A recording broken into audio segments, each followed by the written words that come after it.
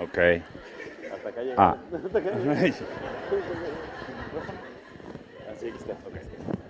Uh, hello, good evening, everyone. Can you hear me well? Okay, great. Well, I'm just gonna be here helping him a little bit just to carry the conversation over an hour or so. And the idea is to have a broader view on who Gael is, not only through his work, but also the things he loves, he does, and he believes. Basically, I structured the conversation in 5 parts, which are focusing on studies and interests, films, projects, countries where he lived, and political and social awareness. I think we start from the beginning. So let's go over your studies, education, and main interests. For instance, schooling in Mexico. Like, what was that happened there? What did I really go to school? Did you really go to school? Yeah. Okay. It's going to be a very brief sort of. Thank you. It is a pleasure to be here. Thank you so much for being here. Thank you all for being here. Yes. No. Thank you. It's really nice to be here and to be in a school talking about schools. But it is a pleasure to be here because it's ahí estás. To be here and for the first time, because I've never been to Montreal before, and there's many things that tie in my life that tie myself to Montreal. That doesn't make sense, but you know what I'm trying to say. And in school in Mexico, well, I'm from Guadalajara, which is a little not so little town. It's a city in the west of Mexico, and mariachis, tequila. Yes, that's where they come from, and mariachis so-so, you know. I mean, it's fun at the beginning, but then you're like, get out. And the beach was near, and then when I was little, my mother took me to Mexico City, and grew up in Mexico City in a school, going to a school that was in English as well as in Spanish. It was, I don't know why my parents sort of made me go through that, because it was a very kind of sort of a British school situation, but it was a very open and active, how do you say, like a very relaxed system, you know, where you could go in, go out whenever you wanted to, which was really nice. And just to make it very brief, I was always working with my parents in their plays and with, you know, friends in the theater and everything every now and then. And I think the key moment came when I was 14, 15, and I'm sure it happened to you as well, that all of a sudden the Zapatista uprising in Chiapas kind of changed our perspectives completely on what country we lived in, and so the questionings were very. Initiated a very introvert sort of journey, where we were wondering about our identity as Mexicans in a way, and as young people growing up in a country where there was no autonomous, independent opinion in a mass media. Back in those days, it was completely, I mean, before internet, before all the technology and everything, it was very difficult, the possibility to even make films, and the films that existed in Mexico at that point were really bad. Really bad, they were really terrible, and there was very few ways that people could express themselves in an independent way. So the Zapatista uprising comes symptomatically as an expression of identity. I mean, to resume it in few words, as an expression of identity of somebody saying, hey, we're here, don't forget, we are part of you. And I think I could easily say that together with the earthquake in '85, but that has been the main pillar of our generation, I think. That's when it began, this kind of questioning and intensity to have an identity and to say who we were. Even though when you're an adolescent or even this age, I don't know who I am. I mean, it's easy for me to, no, it's not easy, but it's more direct for me to say who I want to be rather than who I am, because who I am is static. It's not moving. I'm losing it at every second. No, but before we span into some kind of philosophical metaphysics or anything, I think that resumes, I think, the school thing. No, maybe it's your therapy. You decide where we go.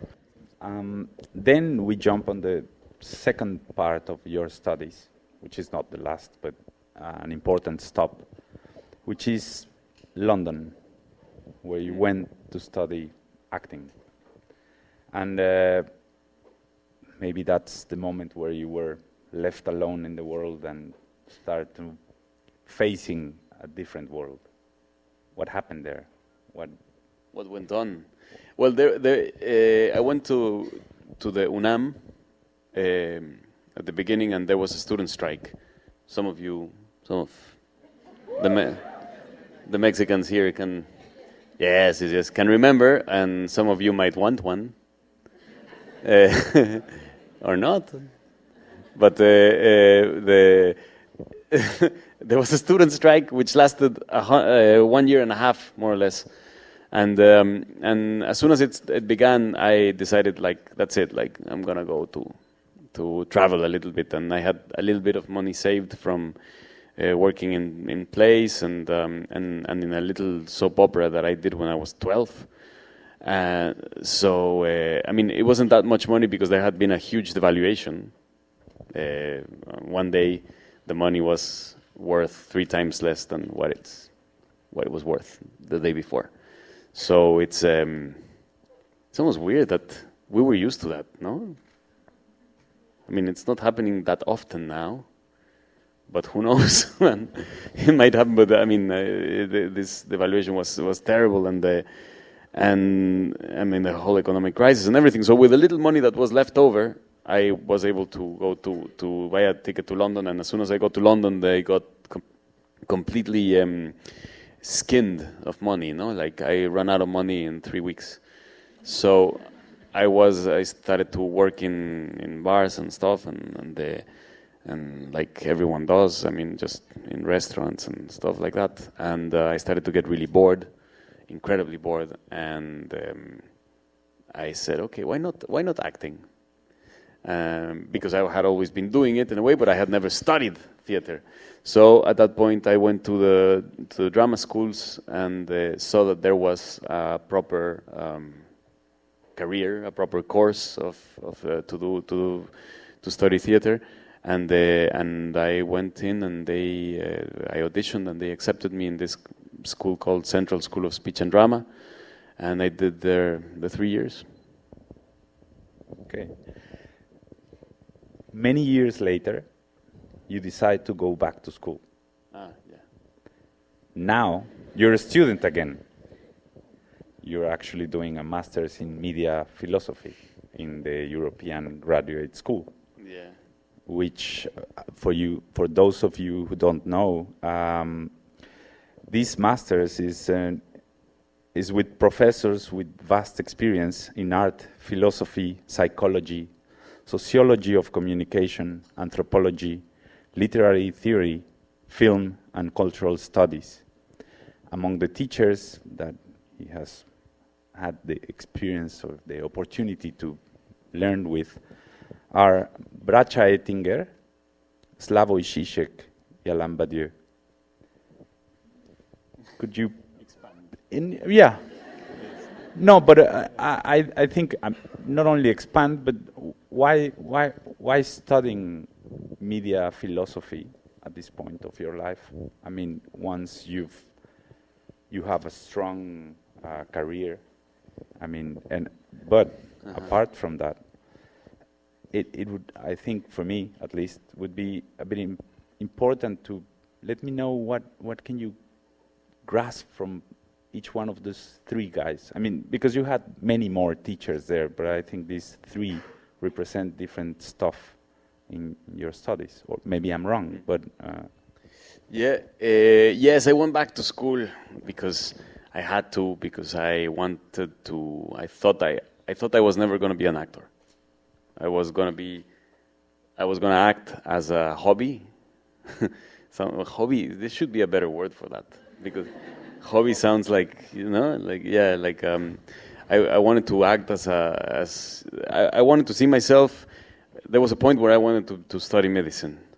So I wanted to see myself being a pediatrician, and my colleagues telling me like, hey, do you want to, I don't know, Friday night we're going to go out and stuff. It's like, oh, no, I can't. I have a show. You know, like I wanted to be doing either community theater or whatever at the same time as being a doctor. And because I never took acting seriously, I promise you. I mean, I never thought it was like a real job. I still wonder every day, like, if this is something that it really is for real. And so I wanted to go back to school in a way, because I felt that I feel that this immediacy, you know, this kind of camera that you're using right now, like Twitter, you know, like that immediacy, that kind of world going really quick, in a way, you feel really sort of dry up very quickly, especially if immediately you're into the world exposed, in a sense, because I was already doing films during drama school. I did Amores Perros, and Y Tu Mamá También, so I was exposed outside in a way. I couldn't make mistakes anymore, in a way. You know, I had that kind of pressure of thinking that I wasn't able to make mistakes, and definitely amongst the many reasons why school is good is because you can make mistakes, and it's okay, you know? So I wanted to go back to a world where I didn't have to perform any sort of part other than the ingenuous, innocent kind of person that wants to learn. That's what I wanted to do and to listen.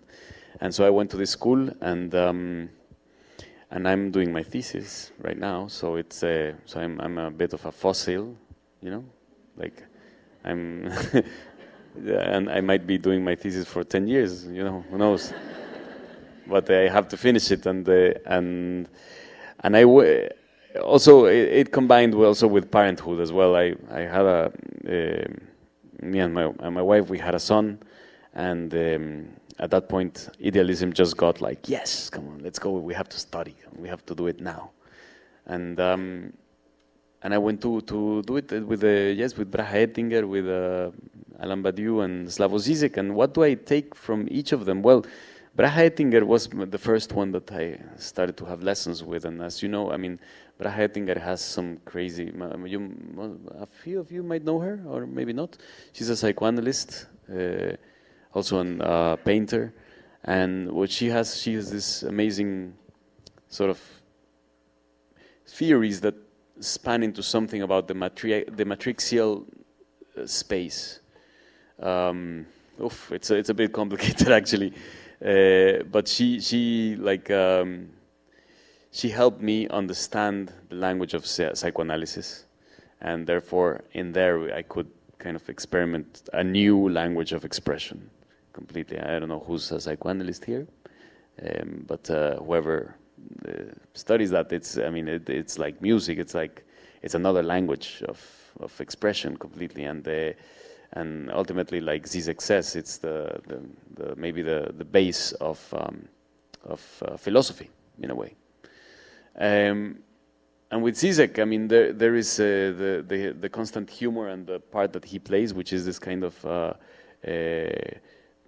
incredible, fun jester that's just like all the time changing places and being incongruent and being provocative.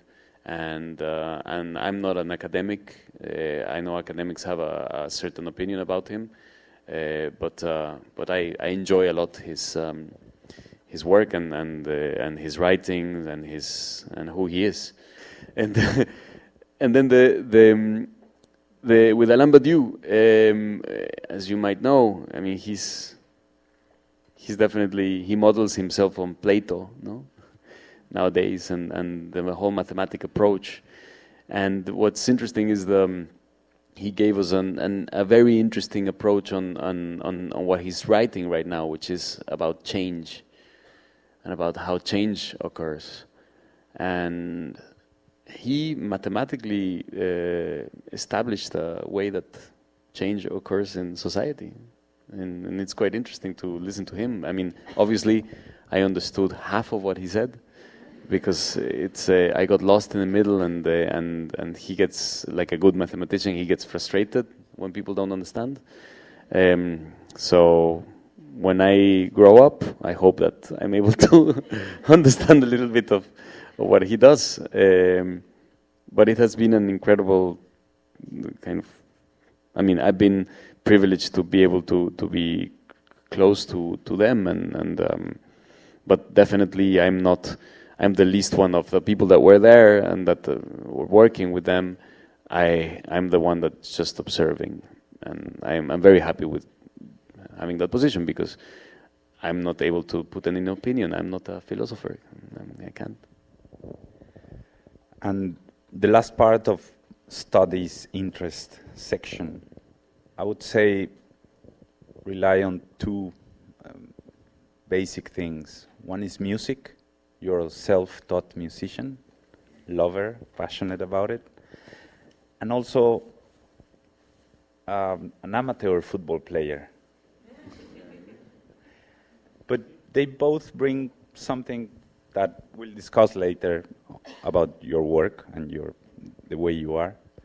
But I know, like, not amateur, but the self-taught musician has led you to play bongos at Salma Hayek's wedding,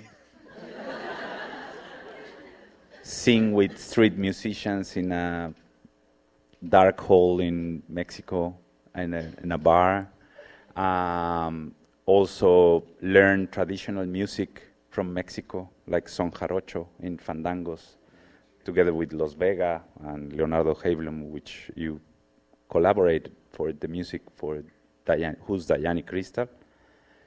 And also doing your, dressed like a very colorful Mexican guy singing Quiero que me quieras. Oh, yeah. Well, singing like there's no tomorrow. So, but basically you take a lot of joy in music. I see you from outside. I mean, having the time of your life when you're behind an instrument or singing. And that's, I think, fantastic, because there's a lot of passion there. But also in football, but you get to expand on this. But I will mention someone, the Andrea Pirlo wants to play like him syndrome. Don't know if you know Andrea Pirlo, but he's a midfielder from Juventus, La Juve de Turin, but also of course, from Italy. But he's a guy that has a way of playing that, please don't judge these comments, but I think they're important for this talk. I think he puts like style, what we call pause, and vision and touch. And I think you apply those things not only on the field, but in your life, together with music. But I would like you to share with them, like, your feelings on music and football, and why is that important to you? Eso. Okay. Cabrón. recalling a little bit where my first musical frustration began is when I was, I think, 8 or 9 or something, and singing in a very, very boring choir in the school. Like there was singing in the national anthem or something. They took me out and they said, no, you can't, you don't do this. And I remember feeling incredibly sad about it, really, even though it was the shitty national anthem, you know. But I felt incredibly like, you know, the terrible music teacher, no, to do that. But because obviously, who does that? You know, like, no, you can't. No, you can't. Come on. So there began a very strong kind of frustration that combined with the joy that I had of, let alone singing, dancing, which is dancing is kind of music as well. I felt I had something that is very personal, that is very mine, that I own, and I really can immerse myself into the rhythm and into the tonalities and whatever. No, so little by little, again, parenthood plays a strong part, and solitude as well. I decided, like, I'm gonna learn how to play guitar, like through the internet, and I got I just saw the chords and started to talk with some friends and started to ask them for tips and stuff, and then started to just strum the guitar. And strumming is quite easy in a way. It's quite immediate. After 3-4 chords you can do endless songs, but then the rhythm is the thing that kind of, you know, and who has more facility to that? Well, there's people that are able to approach that in a better way and everything. And secretly, whenever I think of something, even in acting terms, there is a musicality to it that kind of gets in. Sometimes it's very obvious, like listening to something or imagining a song, you know, recalling a song that kind of draws me into a certain situation, emotional situation, or something a bit more abstract that is like thinking of the emotional memory of the emotional memory and the muscular memory of walking through a place and rehearsing and doing it over and over again, and then thinking there is a rhythm to this, there is a musicality to this, and sometimes we can play on a higher note and sometimes we play on a lower scale, or, you know, like, it depends on how we kind of play the game, and maybe that's if there is a description, an interpretation that can dissect acting in a way, or performing. Music is a good analogy, but then you get a mathematical kind of analogy, no, a kind of a feeling analogy, a kind of a pulsating analogy. But then there is the other analogy which explains everything in life and the world, which is football, no? And that is not a rhythm analogy. That's more a perception, kind of from the outside, like a description of the universe in a match that really I know it makes no sense to. I try to explain my friends from the United States about football, and it's been completely useless, the explanation, because how can you explain something that is about appreciation? There is, yes, sometimes the team wins. Yes, sometimes, yes, it's all about winning, yes, but at the end of the day, a match that finishes 0-0 can be riveting and can be incredible. And that comes from another frustration, perhaps, as well. So all interpretations come from frustrations, no? Like, yeah. Because there was a time when I thought that I was going to be able to be a football player. No, fortunately, at that point, nobody told me like, no, you can't. Well, yeah, I was better at football than singing. But did they choose you for the teams? They chose me for the teams. Okay. Yeah. No, actually, actually, I could have done it. No, no, but it could have been. I don't know. There was something going on, but then happens the inevitable. Like you start to play football, you start to grow up, and then the fun is not in the football. The fun is with the girls.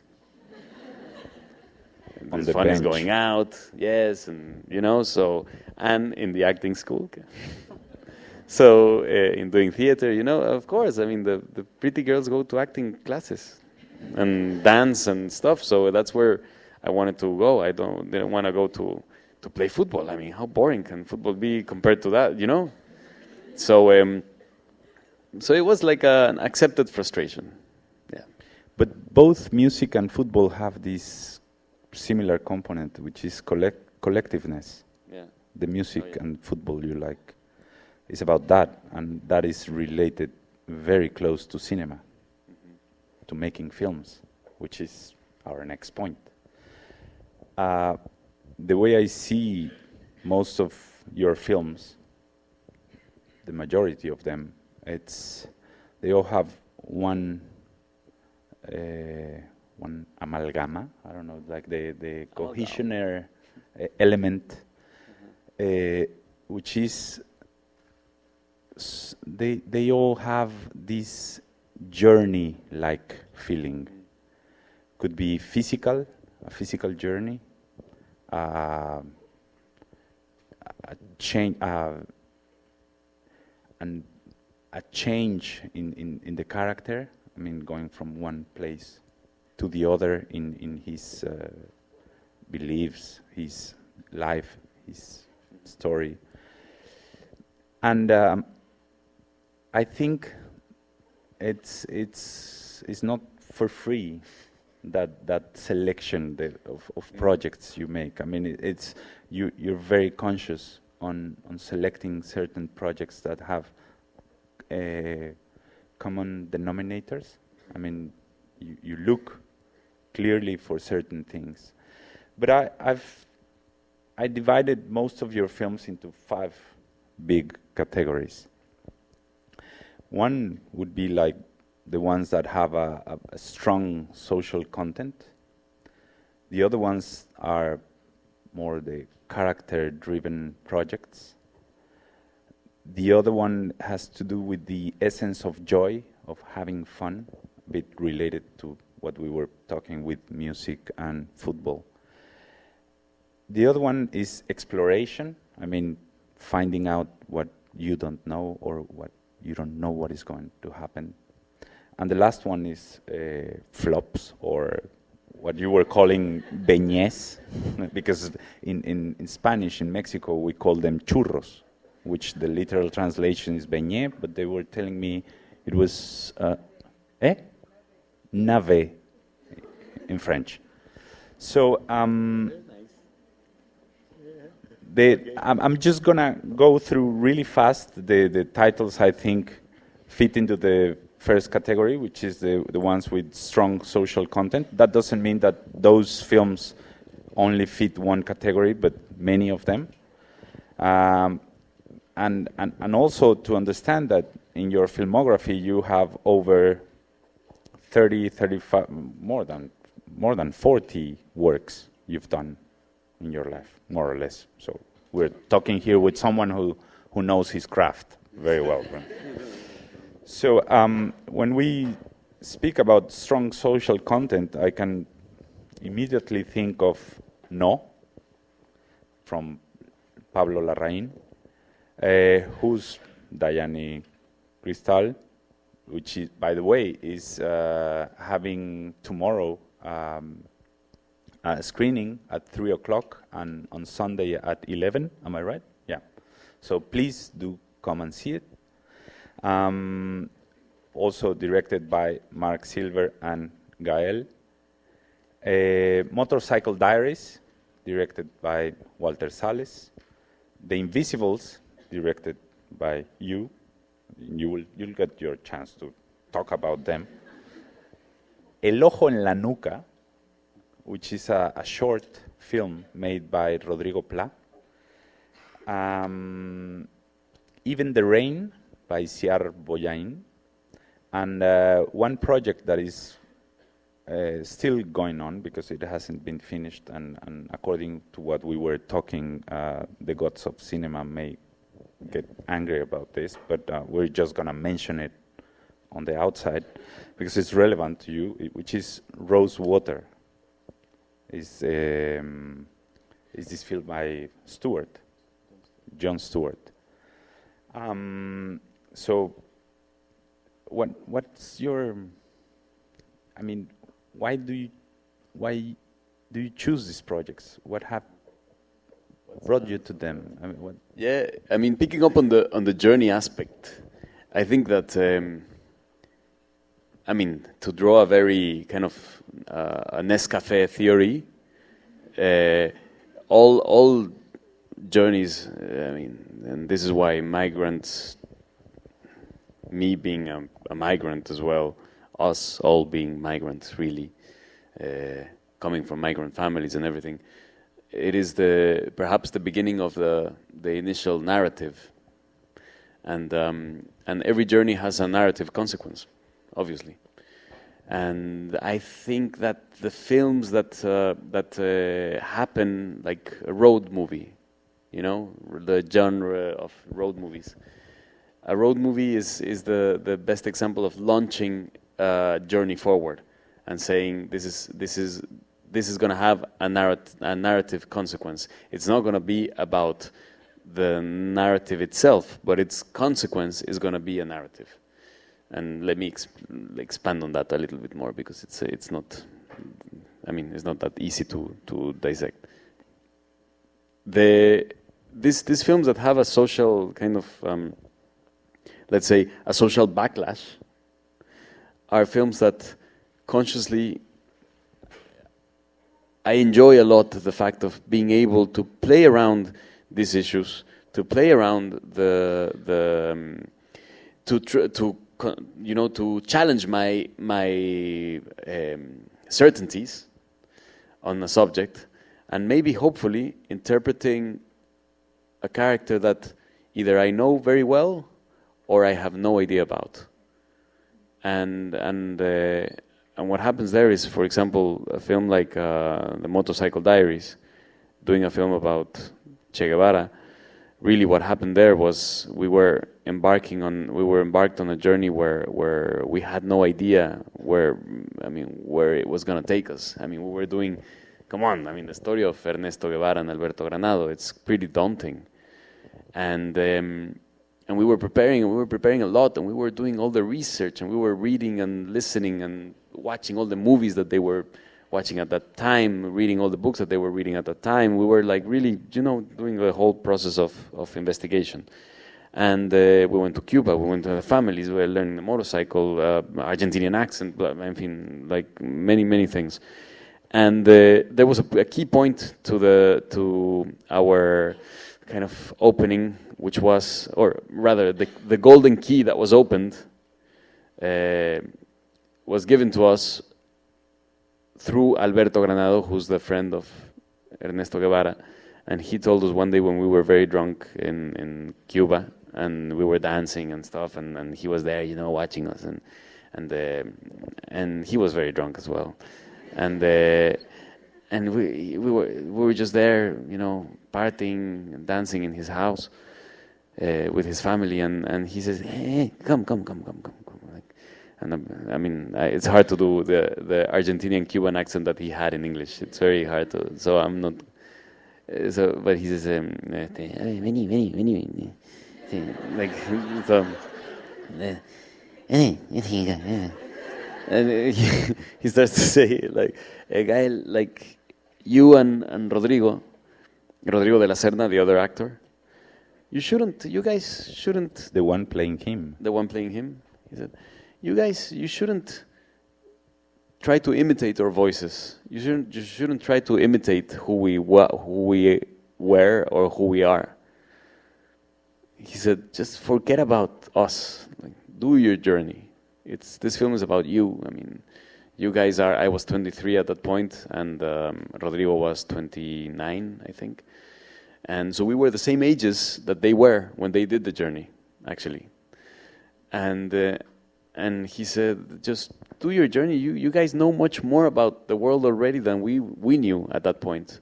Make this a film about two kids from Latin America traveling around their continent 50 years after. So that was an incredible opening. That was perhaps the most modern direction I've ever received. And I think that kind of summarizes why these films have a social transcendence.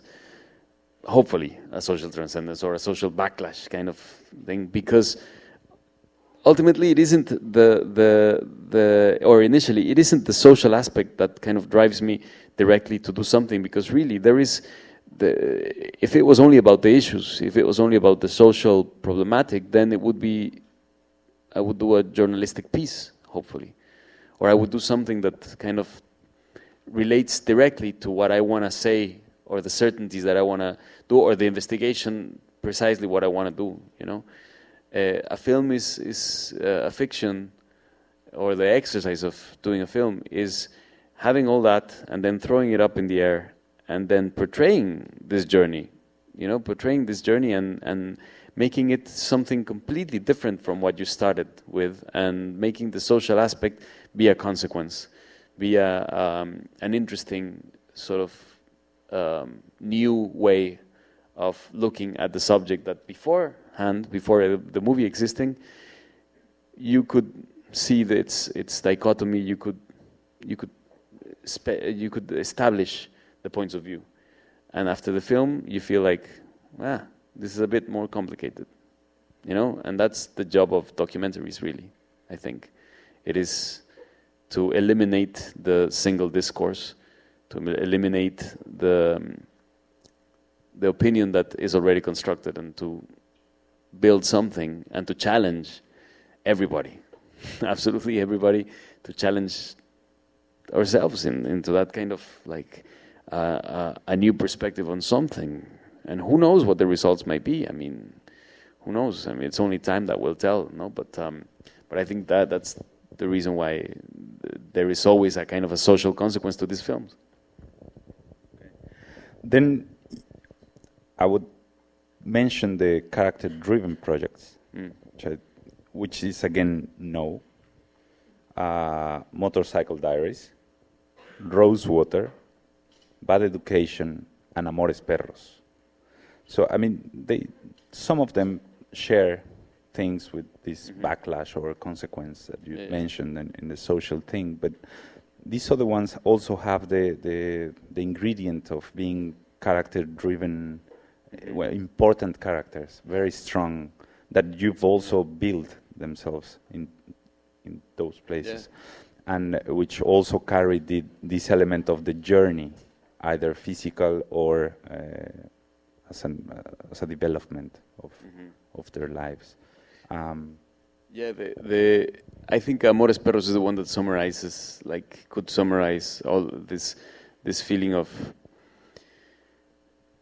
the first day that they said action in the film set of Amores Perros. I thought that action, I always thought, and this is me being very, I don't know, I had built up this idea that action meant an action of the character, do an action of the character.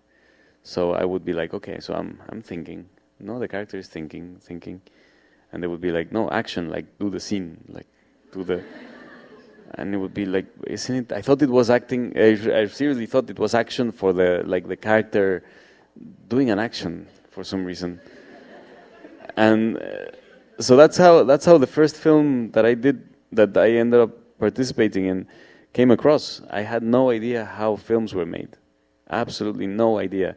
It was like Martin Lasalle in Pickpocket, you know, in Bresson's Pickpocket. You know that Bresson used to work with non-actors, no? I mean non-professional actors. So it was a bit like that. Although I felt I was acting, but I really had no idea. So what's interesting in that movie is that innocence and that sort of pancreatic element is incorporated into the film. It is a film that's made with guts and with heart. There is some rationale to it, but whatever rationale is better explained by Cahiers du Cinéma. You know, the French were the ones that said, "Oh, this film is about this kind of," and we're like, "Yeah, sure, yeah," and everything, and whoever's interpretation, it was incredible, like all the interpretations that everyone brought. But really, we were doing it just for the, I don't know, and also our rationale about it and our artistic sort of incentives weren't so how do you say, like, weren't so in tune, you know, like we got excited about something, and yes, that was exciting. So it was like many things was exciting. We were just kids that wanted to go to a party, really, and that's how Amores Perros was made. But fucking hell, Amores Perros is an incredible movie. I mean, it is an amazing movie. Now, if you, I mean, it's almost, and I'm going to use this opportunity because it's the first time that I'm going to use it. But some of you might have seen it when you were like 11 or 12, which is quite crazy. And you can tell by this white hair that is growing, you know, like we're getting old, man. We're getting old. That was done 35, 16 years ago. Puta, yeah, a life. Come on, like still, it's like Zidane. When Zidane retired, he was like 33, and oh, he's so old. Come on, guys. Okay. On the fun part of the films, I have a list also, including Motorcycle Diaries, again, No, Y tu mamá también, Rudo y Cursi, The Limits of Control, The Science of Sleep, Casa de mi Padre, and Deficit, which you directed. But in all of them, there was an element of fun, of joy, of having this, perhaps. Yes. Okay.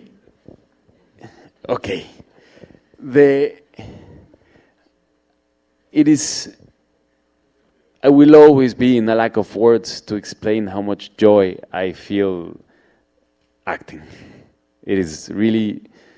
I feel I will never be able to explain it in its entirety, but I built my closest relationships through acting, in a way.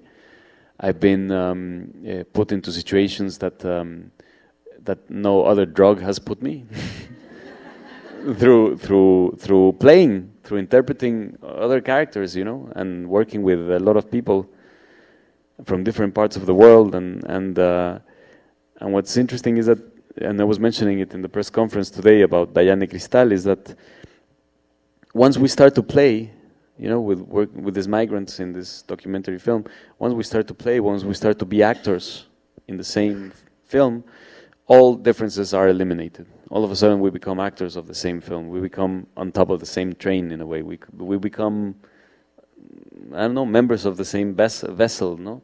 Even though we don't share language, countries, all those things, you know. And there is something cathartic about it, about experiencing that unity. No, it is like, I didn't grow up in a religious family, but the spirituality was in the theater. So that's where my sort of spirituality comes across, through that game, through the game of theater and film. And I just think that it's one of the keys to I mean, we're looking for ways to change things, no? And the theater is definitely one. It is definitely an important one. Not the exercise of watching a film or a play, because that can lead to many directions, and that can hit you or not, can be entertaining or not, can be transcendental or not. But doing films and doing theater is incredibly transcendental, even if nobody sees them, even if they turn out bad. It is incredibly transcendental, and whoever enjoys transcendental meditation, I invite to do theater as well, because the combination is fantastic. It's but what I want to say is that there is a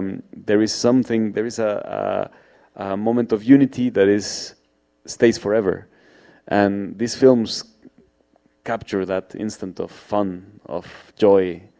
Rudy Cursi is a film that was done with my brothers and sisters. I mean, it was the first time that I worked in a film set where I knew every single person, because we had already worked many times together. And it was a fun thing. I mean, it was about football, about losing. It's fun. It's I mean, Y Tu Mamá También, did you mention it? Okay, Y Tu Mamá También was done with one of my closest friends from life, who's Diego Luna, and Alfonso Cuarón became like the director, who is now better known as the director of Gravity. He went to space. He couldn't deal. 3 months, no? He couldn't deal with this anymore. Yeah, so he said, "I'm just gonna shoot in space." There was a lot of problem with the catering, though. But anyways, that's another. But Alfonso became like a father figure in a way, a brother figure, and Carlos Cuarón, his brother as well, and Jonás Cuarón, his son, as well, became like I don't know. There's these little filmic families that kind of develop, and that moment is captured on screen, and it is an incredibly beautiful instant that is there. And I've been asked, like more or less, if I could argument like a purpose to all this, you know, and the best answer I can give is that, okay, to not be ambitious and to not say that these films can change things, because that's completely irresponsible to say, and to not give importance to anything that one does. I think that the only thing I can really take from this is that through theater I found my freedom. I found a way of being free, and I want to go back to that freedom constantly. And hopefully, doing this, now that we're in an inspirational talk, no, because this is about that in a way. No, but just to tap on that a little bit. I promise it won't be too Paulo Coelho. There is an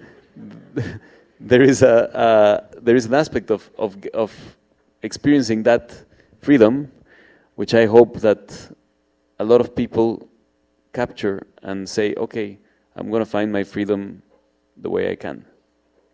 It's ultimately about. I think that is the gift that we wanna. When we're enjoying this, I think we want to give, is that anyone can find their freedom in a certain doing something. I found it through acting. I mean, that freedom is everywhere, but it has to be searched and has to be found in a way. So that is the purpose of acting. But that search also brings you to explore in different films. Like, for instance, on the exploration side, it's The Loneliest Planet, The King, Mammoth, Private Lives, Deficit, and The Bad Education. What was it? I mean, it's hard. I know it's hard to put them all into categories, but trying to play this game of like, let's try to figure out the main points of different films. On the exploration side of these films, what would you say you were either looking for or discovering? Obviously there is a thought process that goes before doing a film. It's not, I don't want to make everything sound like it was Amores Perros. At that point, really, there was no idea. But then I started to, kind of develop this thought process on how to embark myself on something. And it's true that there is an exploration that can begin from receiving a phone call and or an email or a proposal that says this film is going to be shot in Sri Lanka. Yeah, man. Excellent. Okay, I'm interested already. Like, what is it about? And then you read it, and then you go, oh, okay, maybe not. But there is that. Sometimes there was that kind of necessity of like having something that shoots somewhere very far away of anything that I knew, and interpreting a character that, I mean, I have nothing in common with, like the King. I mean, the King. I don't know if you've seen it. Maybe it is a film by James Marsh. He directed Man on Wire, and it's a previous film he did, and it is actually a really I think it's a brilliant film. It is about this kind of mythical figure of a Navy. Navy soldier would be, or Navy Navy person that comes back. Army, no? Navy, a recruit? Navy. Marine! Thank you. Yes, thank you. A Marine that comes back from that he gets honorably discharged. I think that's the term, no? So he gets an honorably discharged thing, and he comes out from the boat and he goes to a church in Spain. I was gonna say in Texas, and he goes to a pastor in Corpus Christi and says, "Hey, I'm your son." And the pastor goes like, "What? Like, who are you, man?" Like, and he says, "I'm your son. I'm the son of this person. Do you remember her?" And he starts to go through his file, and he goes, yes, I remember who this person was. But that was when I was not me.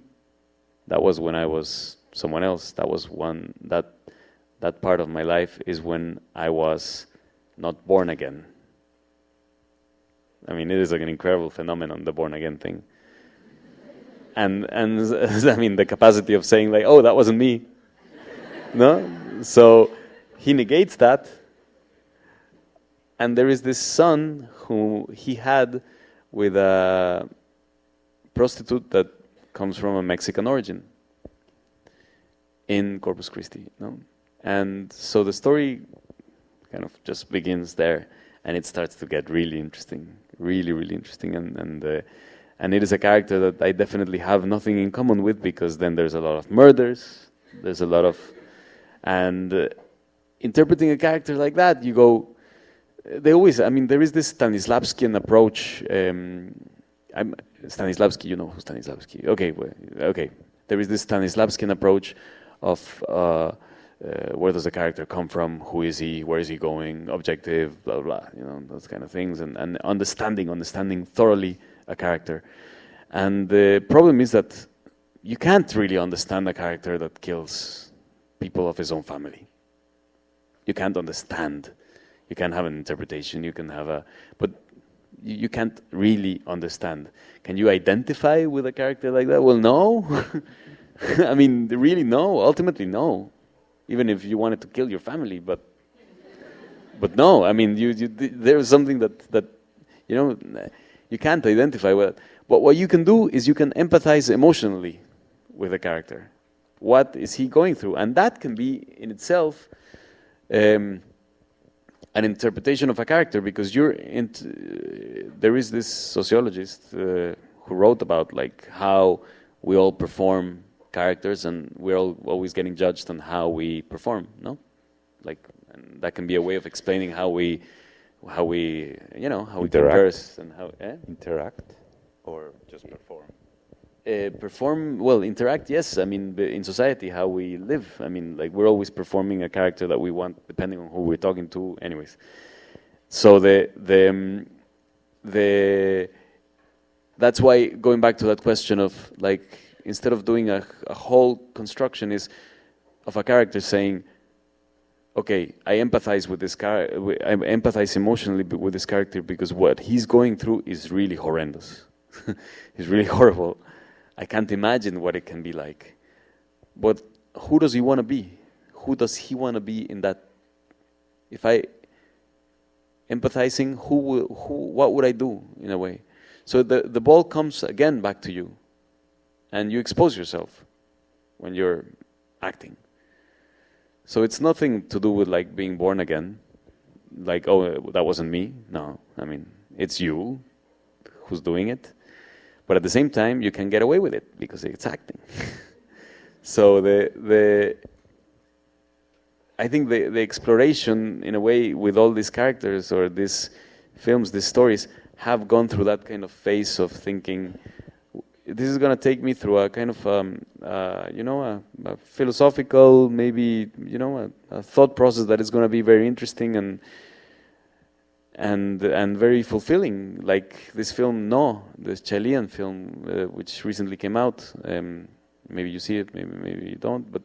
But there is this film that talks about the 1988 referendum in Chile when they overthrew Pinochet, and my character is the one of the creative campaign officers. One of the persons that is in charge of organizing the publicity campaign, because publicity played a big part in the 1988 referendum in Chile. And we were doing the film, and we were remembering the 80s, because we were dressed with these horrendous kind of jeans, and with a big mullet, and saying we're slang. There's this analogy as well that plays in the movie where there's a microwave oven, and I don't know if some of you can recall when the microwave oven came to your house, thinking, what is this invisible heat? How does this work? Laser technology. I don't know. It could be anything, and nobody could explain it to you properly. So we were remembering all these kind of paradigms of our childhood, of how we grew up, and we were basically, without knowing, we were interpreting our parents. We were doing an exercise on who our parents were.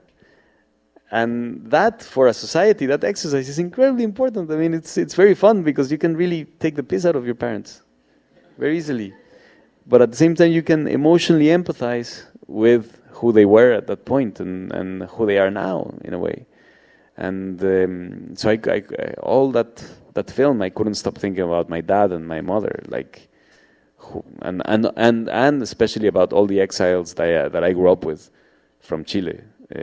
And from Argentina, and from Brazil, and from Colombia, and from everywhere. Like all the exiles that I grew up in Mexico and had the fortune to develop these incredible bonds and friendships.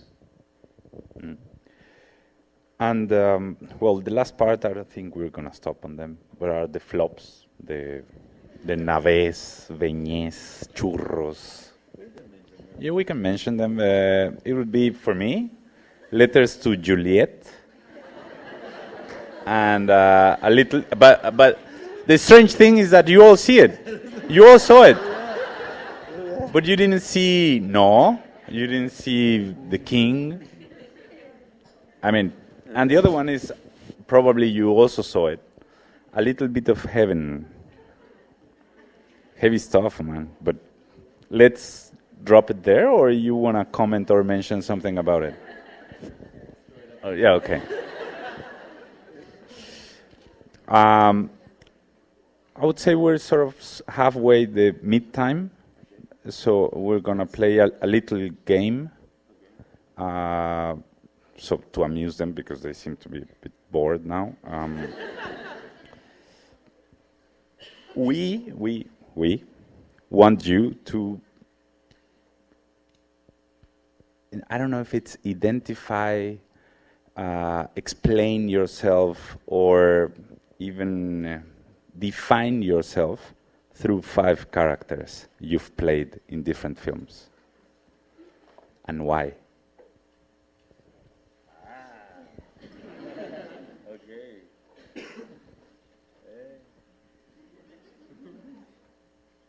Okay.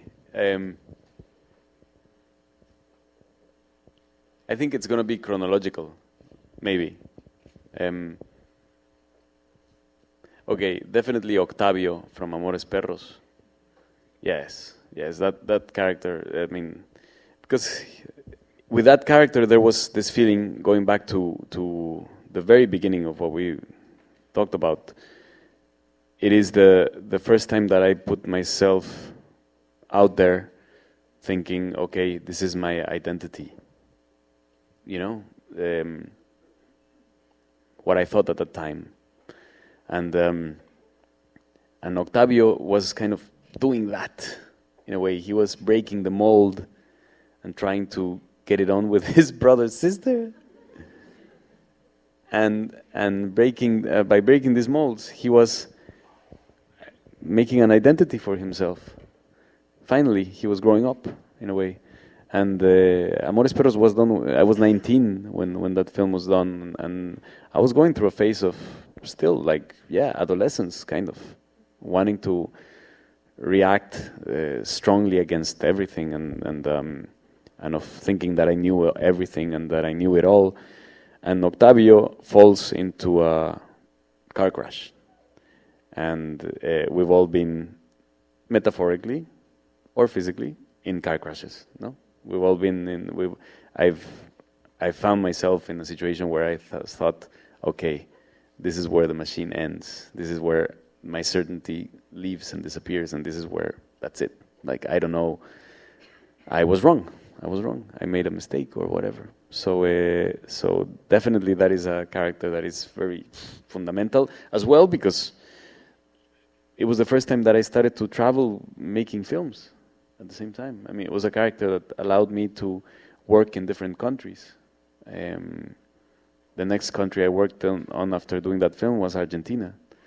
And it might seem easy to say, like, okay, Mexico and Argentina speak Spanish. Yeah, they work together all the time. Like, no, it was like a big, kind of a big distance to go and work in Argentina and in theater, in a film.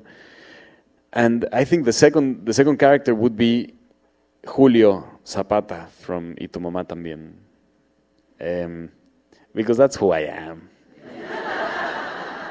Yeah, and that's that character is the one that I like,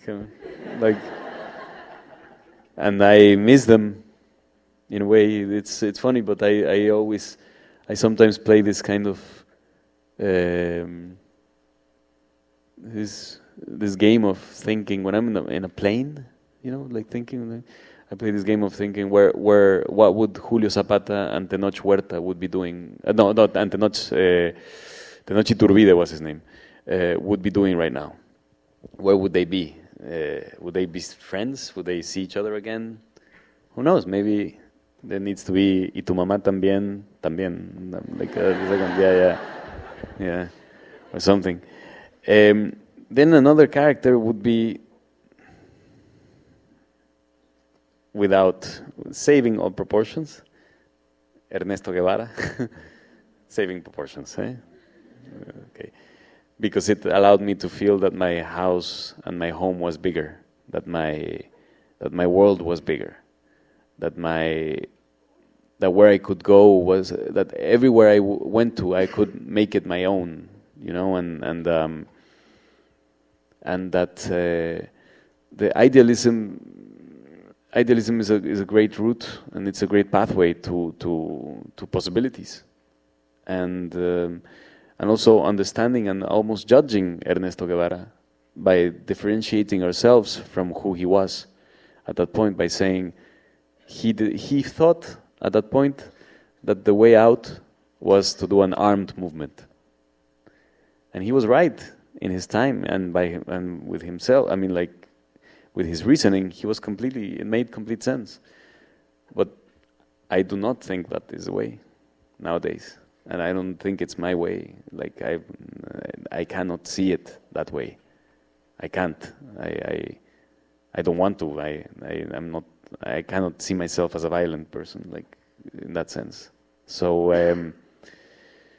that differentiation is a great sort of, it's important to do, and to break that mythical spectrum as well, of all those archetypes that kind of mold us and make us into who we want, who we are, and how we should how we should be and what we should say and stuff. And it's kind of it's a strange sort of totem, but at the same time it is hindering. It is putting yourself into kind of a brick wall all the time. And the important thing is to like say that's it. Like I want to expose myself and make mistakes on my own means, no? And I think that the next character would be Stéphane Mirou from Science of Sleep, because that is a great movie as well, Carr. And the character there is an amazing, solid, joyful character that expresses more or less my approach with cinema, because I don't want to be a professional film director. I don't want to be a professional about all this kind of world. I want to take it as a game always, because it is a game. It is a game. So I want to treat it as a game, seriously, of course, like all good games should be played. But sorry, maybe I'm saying something wrong, like the gods of cinema. But I think that this film captures that kind of joyful thing that where acting and film gets combined, where performing and filming gets combined. Because as you know, with Michel Gondry, all his films, happen in front of the screen. All the effects happen there, right there, and that's the way that films were done from the beginning, and are still done like that, and that I think is never going to change, even if there's more CGI and more stuff. Like, it's still going to be about something that's in front of the camera, being shot, and it can be. I don't know. I think it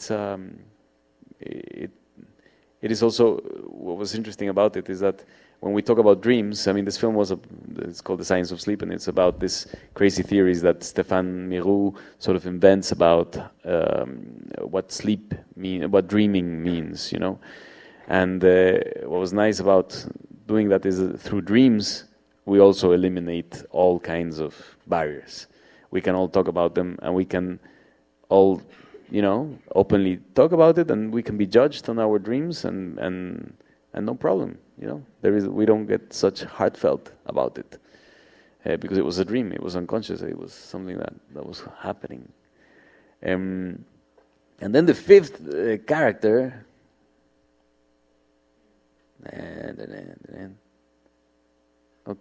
stepping quantitatively, but no, I think René Saavedra, from this Chilean movie called No, because it was the first time properly that I played a father, and I'm a father now.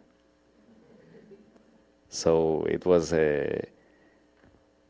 like all the insomnia and all the elements of the amount of work that goes with having a son and a daughter, and the amount of work that it goes in a couple as well, and the whole family and everything.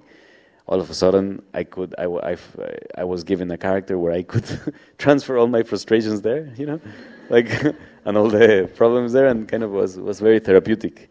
But it was also incredibly loving, because you don't need nobody to direct you. You're so emotionally charged. Like, your son is your son in the film. It's my son. So it is it's sort of, it is elemental now that being a father, having played that character, it is completely. And also the critical aspect of the character as well, the cynicism that he arrives and he spans around the politics, because I mean, politics can be incredibly murky, and the waters are incredibly dark, and it's just, you can come out incredibly burnt, and this character sort of finds his way around it, and that is something that I like about, like, how do we deconstruct politics so that it can become something different than what it established is, you know, what the establishment kind of tells us it should be. How can we transform that into different ways and shapes, and I like that about the character, because we were able to explore that and get away with it as well, with impunity, without having our political careers kind of destroyed. Or maybe they were destroyed already to begin with, I don't know. Well, actually, that brings us to the third point of the conversation, which is actually very much related to the part where this very creative process of getting around things the way they are supposed to be. And that's the projects. Basically, I'd like to focus on two projects that you are engaged with. One is production with Canana. Canana, for those of you who don't know, is production company based in Mexico, well, now expanding with partners and friends, Diego Luna and Pablo Cruz, and many others joining different teams, which you will get to expand on that. But also you're now creating more projects with it that are taking over the world. I mean, for instance, there's a joining venture with Participant Media to gather Canana, Fábula.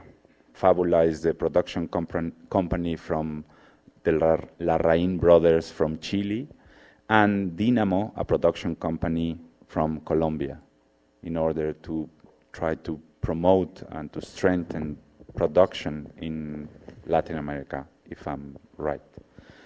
But also, you've partnered with I Am Global to create this Mundial sales company, which is once again to get these movies out, to get, I mean, movies from different places, not only the movies he produces, but other films interesting for you, especially coming from Latin America, so they can find their way to the viewers, to the audience. That is actually a big thing in the region. But why engaging again into something else that, I mean, you already have established career, but you apparently want to help, or well, not help, but to support, to give something back, to keep promoting films, and to also this sense of gathering, of collectiveness, not only from your friends, but from the region, from one language, probably not one language, but culture. Why that? I think always when we were given the task of explaining Canana, which is this production company that we set up 9 years ago, 8 years ago. Yeah, 9 almost, no? Shit, yeah, okay. 9 years ago, we always said, this is a production company that its purpose is to congregate and to materialize all the energy that's circling around us. And what we meant by that is not only our projects, but also projects of anyone. And we wanted to do this because we found, there was a moment that we found a mechanism that it was possible to have a hub of independent expression, that it was completely going to be built upon having an independent point of view, a personal point of view, and not without without the support of any, or the support or the kind of the paternity of a bigger company of media behind us. So we made this company that it's now, until now, there is many production companies in Mexico and in Latin America. There's many that are happening, but we have a very incredible hub of personal expression that it has to be defended. So that's the reason why we keep on doing it, because it's a company, but it functions like an NGO, but at the same time it has to be a company. So we try to keep on doing these films and these personal points of views that challenge and that kind of go around the established narrative. And I think all the projects are just mechanisms to make these films, to make these projects even more seen, and to make them even more, to live up to what they are. Did you see Miss Bala, for example? Is this okay? This film by Gerardo Naranjo, and I think it's a terribly important film because it has Canana produced it, and it is a film that it is about our reality, our nightmare that we're living in Mexico. Our nightmare, rather. Let's not say it's our reality; it's our nightmare. It is what we least want to, the way that we least want to live. And it's this regime of terror that that we can easily fall into that. And Miss Vale is about that. And also with one of the most vulnerable and at the same time strongest figures in this process, which is women. And I invite you all to see it. It's a pretty good movie, really. It's a really incredible movie. So I think all these projects come across like that, like from that perspective, you know, from wanting to do something that changes things. And Ambulante, the film festival. I was going there. But I skip on that. Yeah, go. Ambulante is a documentary film festival that travels around many cities in Mexico, and it started off with a silly idea of saying, man, why don't we make a film festival that travels like a rock band? And that travels around different parts like rock band. And that mechanism obviously sparked other things like, yes, of course. I mean, we love these documentaries. I'm sure many people are going to love them in some other place. We need to talk about our reality. We need to talk about building our identity. I think slowly, little by little, I'm starting to realize that everything has to do with our generation trying to make an identity for ourselves. And so, little by little, this kind of documentary film festival started to become this huge thing that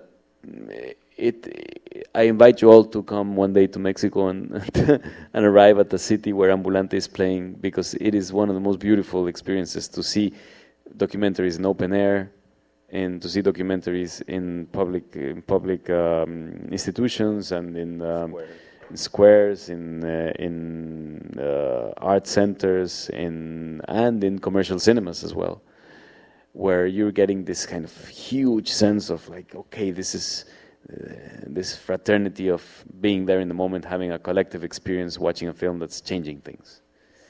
Ricardo Giraldo was one of the directors of Ambulante for a couple of years, and Roxanne also, who runs the festival here, I never know how to pronounce it.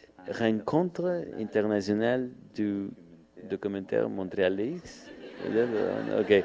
Okay.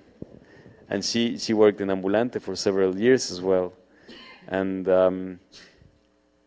so basically we're kind of building up this, we've all become part of this family of people that from production of films, from distribution of films, from Ambulante, from the sales of films, from partnering with these other companies in Latin America, from getting the support of an incredibly generous production company like Participant from the United States. We got this kind of feeling that we're building up a family, and it does feel like that, really. Whenever we get together, there is this familiarity where we, surprisingly, we don't talk about films. We talk about our love lives, no? Like that's what we end up. I mean, we talk about. I don't know. We're friends. So it is also a reason of a want of not being alone as well, and Yeah, my second point was that of ambulante, which fits in the category of exhibition, which is one of the parts. And I guess when you were mentioning that it's more NGO-like, it fits the category of ambulante, because ambulante is not only a traveling documentary film festival, but it's also doing projects for, it's forming, well, not really professionals, but it's going to other areas with people that have no real access to all these technology means or resources to tell their stories and to be able to have with the proper tools to tell the stories. In a way, pardon me for mentioning this, but it reminds me a bit, with the distance, of this project by Peter Gabriel's Witness, which works with cameras. I mean, it's a different thing, but it's supporting the documentary aspect for people to be able to tell the stories and to bring them across their immediate reality. So, and I think that's very important for Ambulante.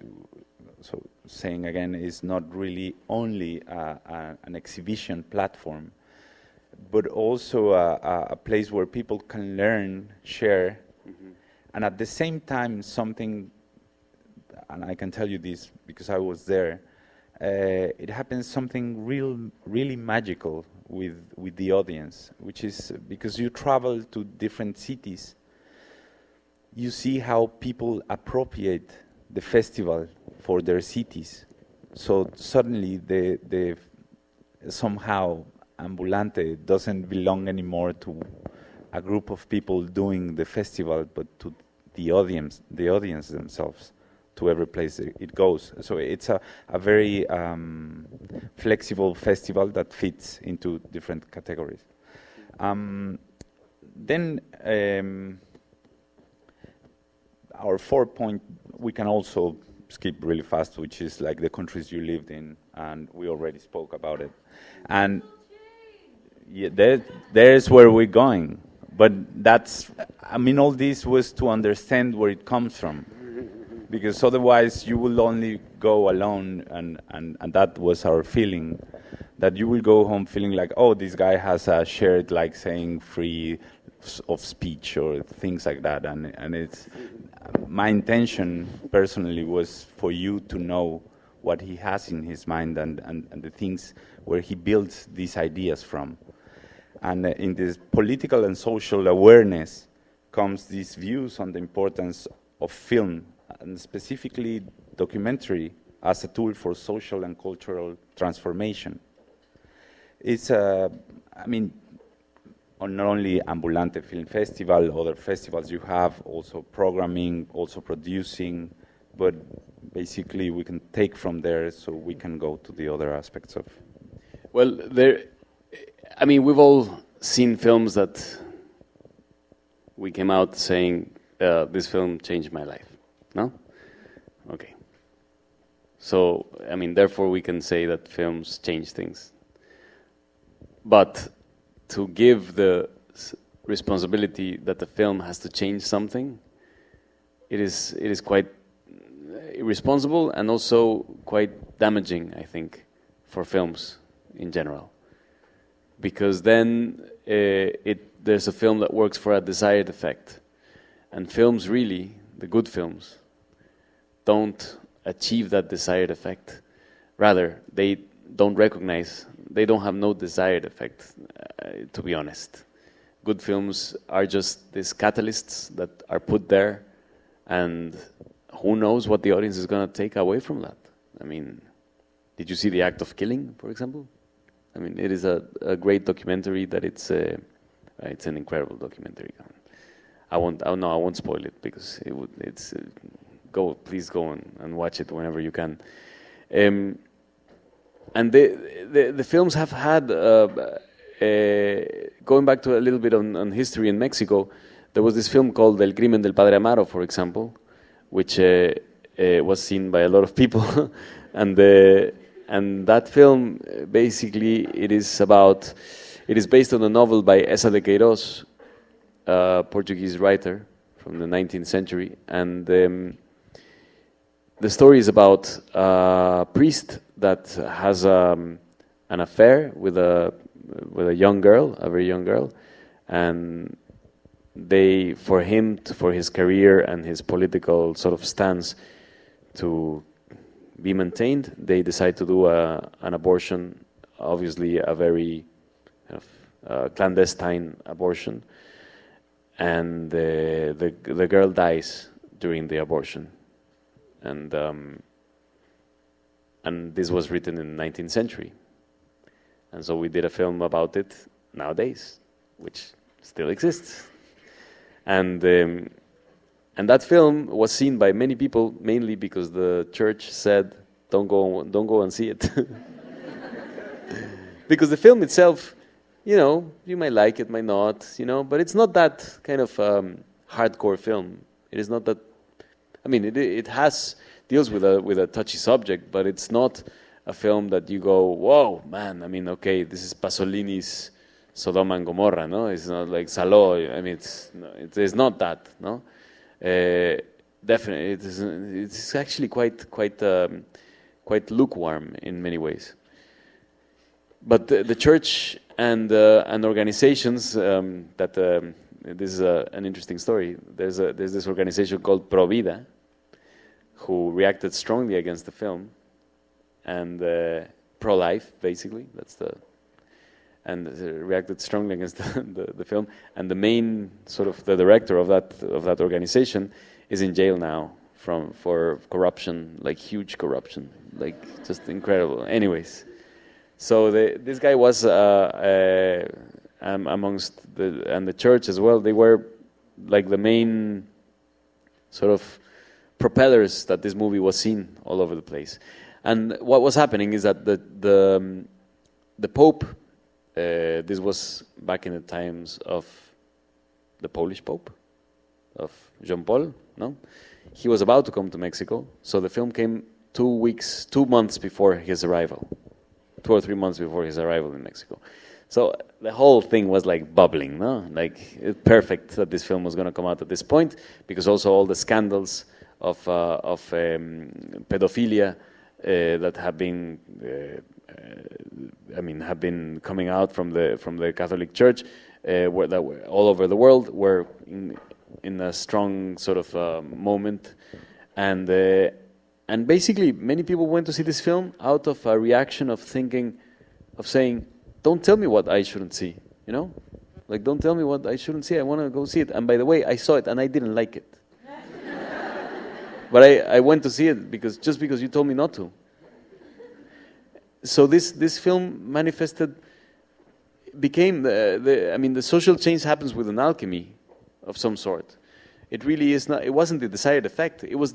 There was something about the issue that was pertinent, that we thought this is important, that has to be shown, that has to be known. But then again, that film could have easily just gone down under the radar. Could have not been this thing, but it became, because it was sort of nurtured and properly placed in a situation where what was being manifest there, it was men and women saying, "Don't tell me what I shouldn't see. Not only that, I should decide. I should decide on not only what I see, but on many other things." And so that was a reaction. It was an interesting sort of reaction that happened at that point. And I think that's the way that the films sort of have that transcendence. And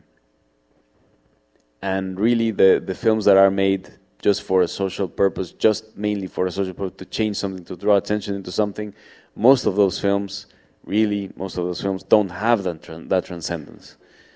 Ultimately, it's that transcendence has to be an accident, has to be an alchemy almost. And that's if you wanted to do something about that changes things purposely, then do a journalistic adventure, a journalistic approach to it, a documentary that is mainly a reportage that draws attention to a subject. we did it with Los Invisibles, with these short films about the migrants that go from Central America to the United States. And the main purpose was to throw attention into this subject. It wasn't there wasn't no artistic intention, honestly. There was nothing that we thought, okay, this might be conceptually like that. No, it was just about, throwing the subject out there and making it palpable and so that everyone saw it. So that was our. I think that personally, I think that's the way that that the films have that transcendence. And how many times we've seen films like, for example, there was a film recently, The Fifth Estate, about the whole Manning thing. It was seen by 3 people, which is a shame. It's a shame because the film is actually not that bad. And the film talks about an issue that it talks about our freedom. It's about something that was happening, that is happening right now. But for some reason it wasn't. There is something that maybe it's not true as a film that this issue has to be talked about. Who knows how it should be talked about? Who knows? There must be I remember this film about in South Africa about the mines and with Leonardo DiCaprio,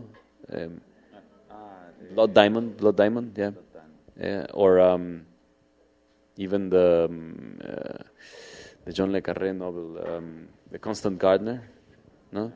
Okay, so those 2 films, deal with issues that if you moderately read the newspaper, you're well aware about. You know that. And the film don't really throw any new light on a subject, but they expose something that if you read a little bit, or interested, you know that this is happening. But they do in another kind of way. They propel a kind of okay, there is a setting for this. Next time you read something about this, you're gonna think about Leonardo DiCaprio. No. But you're gonna think about the whole issue, and more or less where it took you, And I'm just mentioning those examples because those are big Hollywood movies that end up having that kind of, those knots that kind of are tied. So films can be propaganda, yes. It's been propaganda has been, it's been used many times. And just to food for thought, during the 40s and 60s, from those 2 decades, 40s, 50s, and 60s, take a look and compare the Mexican films versus the films from the United States, and just do an exercise on how they treat indigenous people in the films from the United States and how they treat indigenous people in the Mexican films. It's like if we were living in another century, separated. There is still, in those films in the United States, they treat indigenous people like shit. In the most horrendous way. And in the Mexican films, in those days, because of the revolution and because of many other factors, it is a very proud cinema that what it does is actually puts forward, and the main characters are indigenous people. Canada is a place that has done a great film about indigenous people, Atanarjurat, no? Atanarjurat. And that film was done by the community, and it was a process of, again, building this identity. So, I think that's where the films as propaganda can create social change in the worst way. Really. And in the best sense, films can open up possibilities without it really purposely being about something in particular. It can be about, like Ingmar Bergman, 2 women walking on the beach. And that can be incredibly socially moving. Apparently we have to go, or we just have to the No, Q&A? we're going to take a few questions. Pardon me? I'm here. Hi. Oh. Okay. So before jumping onto questions, can you please open the mic a bit, because the social change issue is the importance of this talk. I think there's an importance in Latin America. I mean, what is different? What makes us different from the others? Or why do you think it's the Latin American time? I mean, considering all these projects you're doing that are gathering, or you're engaged with projects that are about gathering communities from different places to either have a bigger voice, to have a stronger sense of being, or even markets. But what's the importance of that politically, economically, and culturally speaking? And once we're in it, going deeper into the Mexico issue, which is the specific views on Mexico. I mean, we also politics, economics, and culture, but we've recently had a change of government, which was quite important.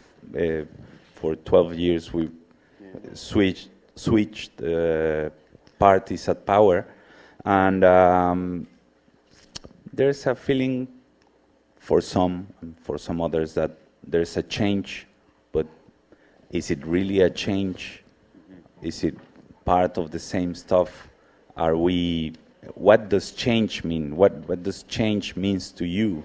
I mean, and how cinema has changed you, or you have changed the projects you're engaged with.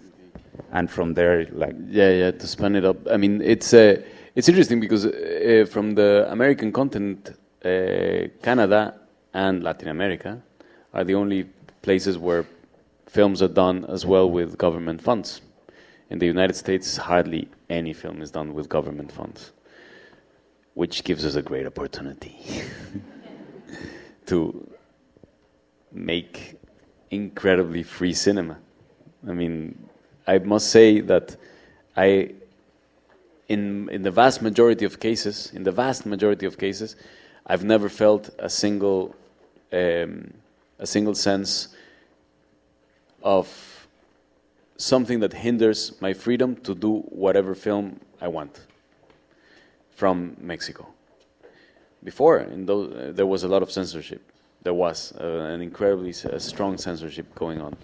But when I started to participate in films, I've never felt and I can say I never felt even the slightest opinion that something would be censored, that I would be in. Obviously, I heard about other cases, and I know about cases where this has happened, but not in a grand scale.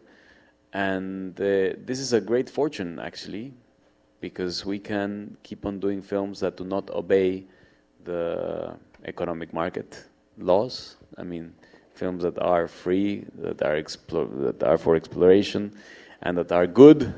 And if they're good, then they will have all those consequences that we were talking about, social change and everything. They will end up having those consequences naturally.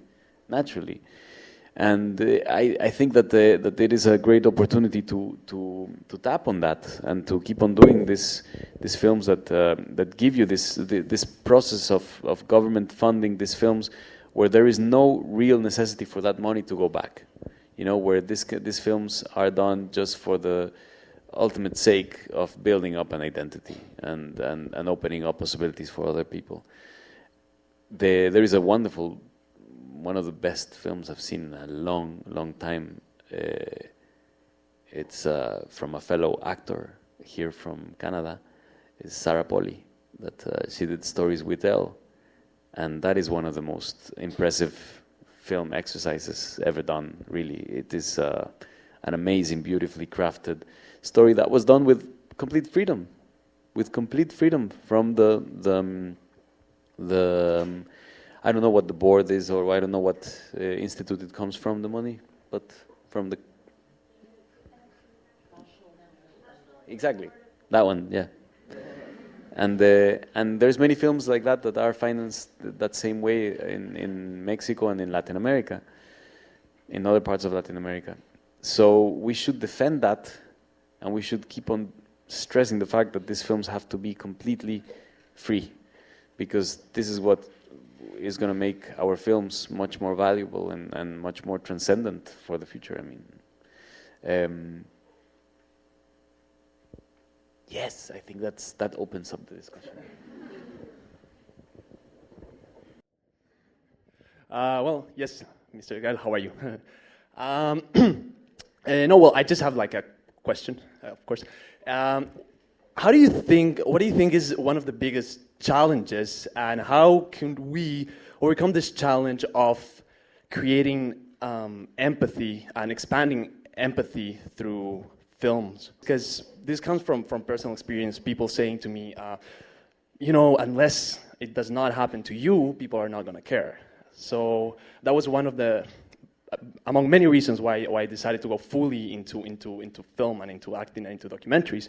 But still, there's the constant barrier and challenges of trying to create this empathy to people in order for them to change and to create like valuable, truly genuine change. So yes, how do you think it's an effective way to create empathy? Well, I don't know, and I have no idea. Depends on what you're doing. I don't know. Depends on what an effective way of creating empathy. Well, there is that thing of in a relationship where you're trying to convince the person like, but I love you, I love you, I love you, I love you, and the other person is not reacting to you. Well, then you should just tell it to another person. I mean, I don't know, like. I don't know how to answer really, because I know it might be very specific to something you're doing, but I mean, making good movies, that's the best way to create empathy, really. Hello, thank you for your talk. My question is more related to your conception of social change, and I understand that films and documentaries can help drawing attention to things that might be important for certain communities or marginalized communities, but I'm interested in knowing more about how you envision social change. What is to you, how do you see it happening? Mm-hmm. That's my question. In general? It's, maybe some concrete examples, because we've heard a lot about films causing impact and making people think about issues that they might not usually think about. But from there to social change, it's kind of hard to me to make the connection. Exactly. Well, Alain Badiou, he did this mathematical explanation on how change occurs. And basically, in a very resumed and very kind of sort of very whitewashed explanation, it is alchemy what happens for something to happen. I mean, I just mentioned that example of El Crimen del Padre Amaro. That film was an emollient or a catalyst of something that was already at place. So basically, the change happens before. The change is already in place. It's already happening. The film comes out and there's something that goes on that reacts, that it's not, the film, the change is already at place. I mean, when we were doing Ambulante, when we wanted to do Ambulante, there was already an audience for Ambulante, for this documentary films. There was already an audience that was expectant to see what was happening there. So there is a combination of a change already at place, but that it happens on another surface, that this film kind of, if talking about Badiou, the conjuntos, I don't know how to say that, the circles, conjuntos. Set. Mathematical sets. Yes, exactly. Thank you. Mathematical set. The change happens in a set where it is better to explain it on a on a board, but on a set where it doesn't manifest on the other set of what can be perceived as change, but it's already at place. It's already happening for some reason. So studying back movements from '68 or pertinent movements from that era, they happened because there was already something going on very particular that was happening on another set, but it wasn't manifesting itself on a bigger scale. So I think that's how films kind of operate in that kind of interesting way, because there is also films that kind of get recovered 40 years after, and you go like, whoa, look at this film. This talks about now. Thank you. No, thank you. Thank you. Buenas noches. I would like to know what are your expectations for future Mexican films, the Mexican industry. Do you think it's going to be more about social issues or more about entertainment? Because we've seen a lot of entertainment lately. So do you think it's going to go back to social issues again? I think there's been very successful entertainment films recently that have done incredibly well. I mean, amazingly well, and what's interesting is that at the same time, those other films that are not for pure, purposely entertainment purposes are still existing and are still there, are still happening. I just hope that there's more directors that come out, because what we need is authors. We need producers as well. That body, that friend that accompanies a film. We need that, the form of producers. And we need to defend that freedom, really. We need to defend that freedom incredibly strongly. And at the same time, one particular mechanic thing, television and mass media has to open, has to make, we have to make us we have to find a way of using them to make films, because they are very reluctant. They want to make their own shit. And we have to find a way of how to make them understand that in the long run it's better for mass media to support independent productions.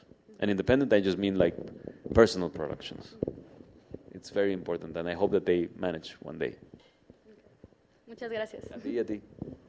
So for me, your work about immigration, about the minority people that is considered as minority in the immigration issue, it's very valuable.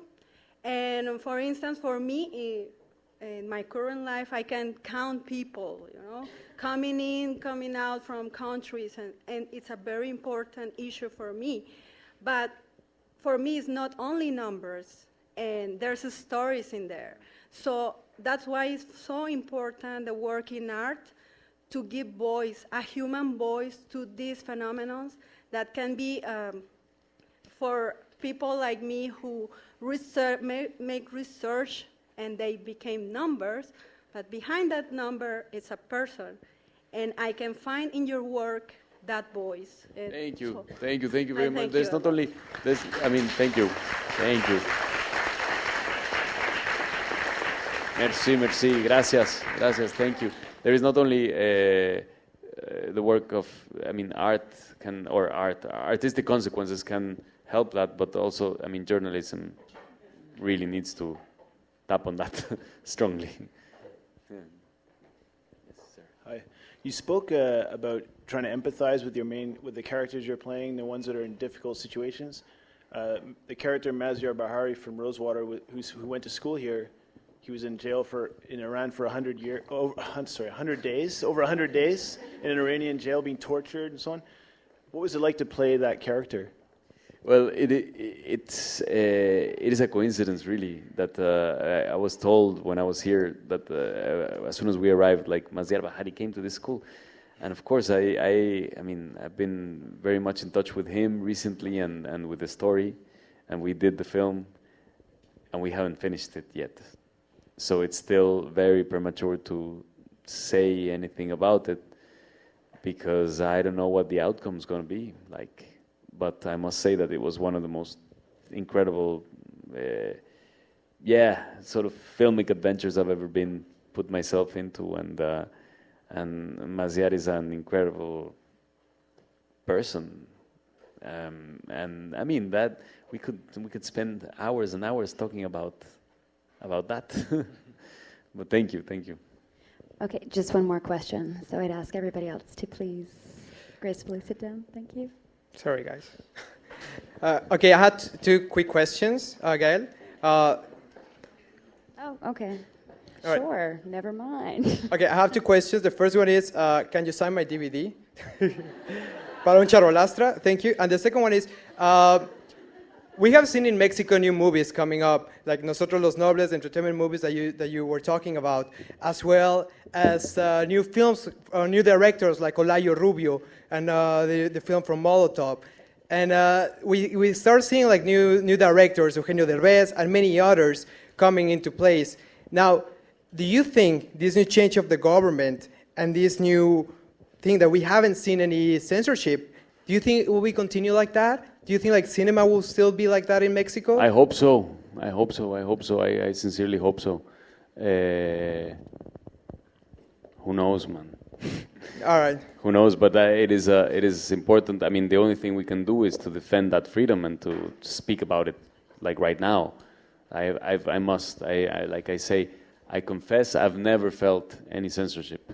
Okay. But I know of cases of people that have, in a very slight way, but still have a little bit.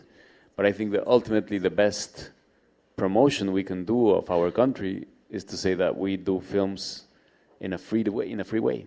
You know, I think that would be a key way to eliminate all the bad news that comes from Mexico as well. I mean, to say one good thing, okay, well, we make films with a lot of freedom.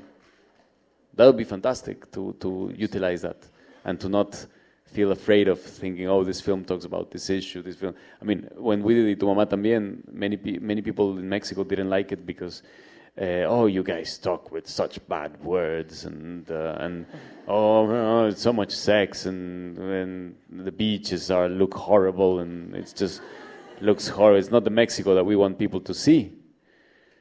You know? Right. Like, you go to Oaxaca now and everybody's looking for Boca del Cielo. For that beach that appears in Tu Mamá También, because it doesn't exist.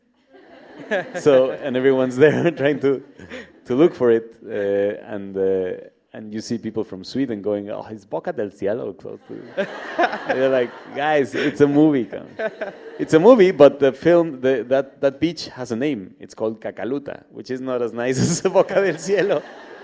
But it does exist. It's beautiful. It's a wonderful place. Thank you. Thank you. Hello. First of all, thank you for your talking.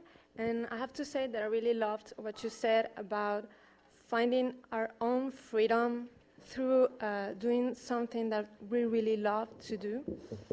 And I wanted to say that I found that freedom through music. And I think that I found my spirituality also in music, like you find it in a theater. And I just wanted to share with you what makes me free, my music. I wanted to give you this.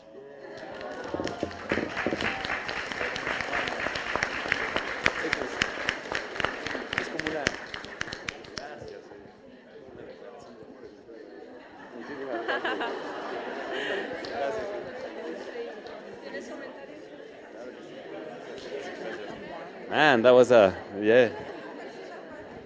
Yes. Okay, well, let's do two more really quickly. Come on. Really quickly. Yeah. Hola Gael, bienvenido a Montreal. Welcome to Montreal. I just would like to ask you about the movie that you say the name is Miss Bala. I didn't know you filmed this movie or this movie was out. You say it was about the situation in Mexico that we are living now. I would like to ask you, which was your opinion of the people in Mexico about this movie and the opinion of the international public? Why they were thinking about it? It's a pretty good movie, and really it was shown in Cannes, and that's where it premiered, and many people liked it. But it was a strong. I mean, I was there in the premiere in Mexico, and it was an incredibly strong feeling of thinking, oh my God, like what is this? Nightmare. What is this? Where are we heading? What is this nightmare that we're maybe living already? And that film got selected to represent Mexico at the Oscars. It made the shortlist, but it didn't make the last round to be nominated for an Oscar. Maybe because it's a very hardcore movie, but I think it's a wonderful filmic exercise. Okay, my question is about No and working with Pablo Larraín. I want to know what was the purpose of revisiting Chile's painful story, and if film can help the people heal, because Pinochet's regime was so painful. There is, last Sunday, there were 4 students elected for the parliament in Chile. Right. Yeah, Camila Vallejo, Giorgio Jackson, Boris. ¿Cómo? Boric? Yeah. Boric en la Patagonia, ¿no? Sí, en la Patagonia. ¿Y quién más? Y Cariola. Caro Cariola. Caro Cayola. Okay, so, I mean, there's something good happening in Chile, I think, because it is students that brought the attention to what really matters, which is education, and they really held. I mean, the government didn't know what to do with them for a long time. I mean, they didn't know what to do with the students in Chile, because all of a sudden they told them something. I mean, they told them their truths in their faces, which one of them is the fact that there doesn't exist free public education, higher education. That doesn't exist in Chile, a country that is doing so well economically, blah blah blah, all those things that they, but there is no free higher public education. And the students were the ones that kind of said, enough, but not only enough, I'm going to tell you what I think it should be done, and that's why they're there, and it's incredible that they are. Something good, I think, is going to happen out of all this. I mean, it is the game of politics, which is a very slow game, and it's about small wins. But I think that is what No is about, in a way. It is a film that shows both the triumph of getting rid of Pinochet through peaceful means, and at the same time the negotiation that went on to get rid of Pinochet. Which still haunts Chile. That negotiation and the past of it's still there. So it is for some people it might be the most happiest time in their lives. No, I mean, what happened that day must have been but at the same time, it was a day of thinking, what next? And not only that, when is this guy going to go to jail? And all of them going to go to jail, and they never stepped in jail. He was never judged. Yeah, he was never put in jail or never stepped into a court. So there was a negotiation that went on. And how can you reconcile a country if there is no justice? Which takes us to Mexico. and it really is like, I mean, the movement of Javier Sicilia really places it very clearly on. Which is, there is not going to be peace without justice. There is not going to be peace without justice and dignity. And that is, I think, what ultimately Latin America is looking for. This peace that opens up new possibilities, with justice, with dignity, with memory. Argentina is doing, I mean, is perhaps the only country in Latin America that is putting those bastards into jail, we have to reconcile society like that, because there are still many divisions. And when I was there doing No, I could feel them. Oh no, it is like it's still there, and Pablo it is an interesting figure as well of this reconciliation process, because he comes from a family, a right-wing family. And he is seen in Chile as like an inheritor of their parents' point of view, and his very unjustly, must say, because the kids are not guilty of what their parents do. I mean, never. I mean, they happen to be born in that family, and Pablo's been through cinema, been experimenting and trying to express himself in the most free way that he can, because publicly he can't, because there is a lot of resentment, because there is a lot of they see where he comes from, and they think that he is a figure that was molded by, but he's one of the most free people I know, and how he manifests himself in cinema is something that also we all should I mean, he's one of the best directors around in the world, I think, right now. For those of you who haven't seen Noah, you have to see it, man. It is brilliant. It is really entertaining. And you nailed the accent in that movie, the Chilean accent. The Chilean accent. Yeah. Well, it's a Chilean-Mexican kind of thing. There are many exiles in Chile, in Mexico, so we wanted to also pay that homage to all of them. But I think we have to go. Thank you everyone for being here, for being on behalf of present. the CSU. Yeah. I hope it wasn't painful. And guys, whoever wants to do films, whoever wants to dedicate themselves to do films, do good films.